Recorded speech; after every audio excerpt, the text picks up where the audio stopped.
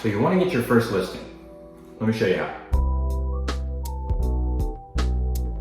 All right, everybody, welcome back to a new desk kind of vlog. I really enjoy doing these because I like talking about real estate and you guys seem to really like to listen to it. So today's topic is something that is probably the most important thing about real estate at the end of the day, because it's how you make money. How to get your first listing. There's 3 steps that I took to get my first listing and that I still continue to take today in pursuit of new listings that I think really apply to every real estate agent no matter what market that you're in. So today we're gonna go over these 3 tips, but first, if you don't mind, if you could subscribe, if you could like, turn on notifications, drop a comment down below. If you're a real estate agent, if you're not, let me know what you're thinking, what you'd like to see next. Let me know what you're wearing today. I don't really care. Let me know anything in the comments and I'll respond to you. So the first thing that is gonna help you get your first listing is gonna be your brand. Now your brand is what people see and what they think about when they think of you. It could be you're in the luxury market, you're in farms, you're in leases, you're in commercial, whatever it may be, you've got to establish a brand. Now, if you haven't had your first listing yet, which is why you're watching this video, you have to establish a brand and you can start with a clean slate. But first, to do that, you need to show some sort of real estate in your social medias and in your networking influence sphere. So a couple ways that you can do this is start by posting other people's listings. Preferably people in your office, post their listings, advertise them, contact them and ask if you could even go and walk through it and make a video walking through it, a property tour, and that way you could even see if you could bring a buyer on top of posting real estate.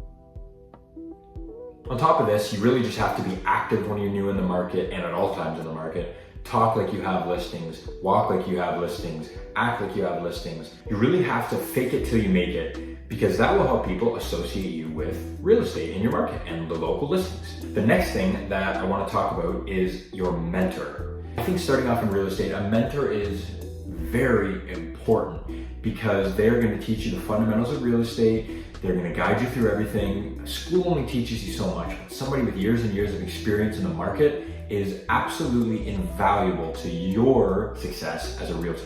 And another thing about mentors that is a very underrated aspect of having a mentor is if they've been in the business for 10, 15, 20, 25, even up to 30 and 35 years, do you think they're going to want every single listing that comes across your desk? The answer is probably not.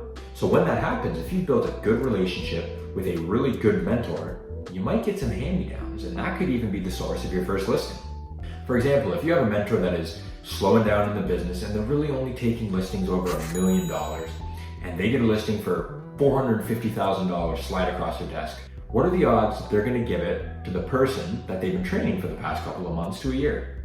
Pretty dang good. Now, the third and last thing that I'm going to talk about for how to get your first real estate listing is the low-hanging fruit method. Now, this method I actually learned from Ryan Serhant, who I follow very closely, and what it pretty much is there's always in real estate low-hanging fruits. There's expired listings, there is for sale by owners, there is terminated listings, people have been taken off the market, and that is the stuff that you can really take advantage of and really try to tackle when you're starting off and looking at getting your first couple of listings.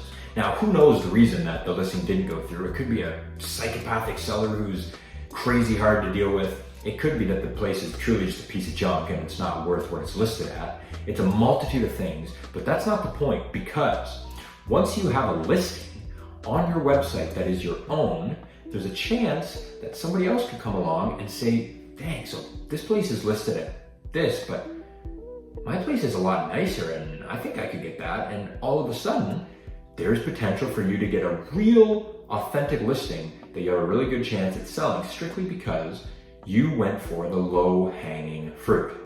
So next I want to insert a little bonus for you guys of how once you get your first couple of listings, how to scale and create the brand that you want for yourself. And it's called the ladder method. Now the ladder method goes like this. So let's say you made your first sale last year and it was for $400,000.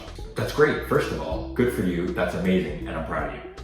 What you want to do if you are looking to get into a higher price range market for your brand is you don't want to always be associated with the 400,000 market, the maybe 300 to 400 to 500,000 market. So from now on, if you have previous sales of anything less than 400,000, you are not going to talk about them anymore. You're not going to market it. You're not going to post about it. It's like it never happened. Now, I'm not saying don't do those deals, because a deal is a deal, but just don't talk about it quite as much. You are from now on only going to talk about listings at 400,000 and above.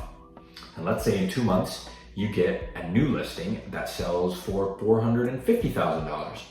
From now on, you're only going to talk about the properties that you market and you sell for $450,000 and above. And you're gonna keep going and going and going and following this ladder method and moving up the rungs until you get to the rung that you are comfortable at, whether that be 750,000 range, whether that be $1 million range, whether that be $10 million range, it doesn't matter. But you're gonna keep going up the ladder until you reach the rung that you are satisfied with. So that is how you get your first real estate listing in 2024. I really hope you guys found the video interesting. Again, if you have any questions, concerns, comments, leave it in the comments below. Please subscribe to the channel, it means a lot to me. Like the video, turn on notifications, share it with your friends, share it with your grandma, share it with your mom, share it with everybody. And I will see you next time. McLeod-Voakes out.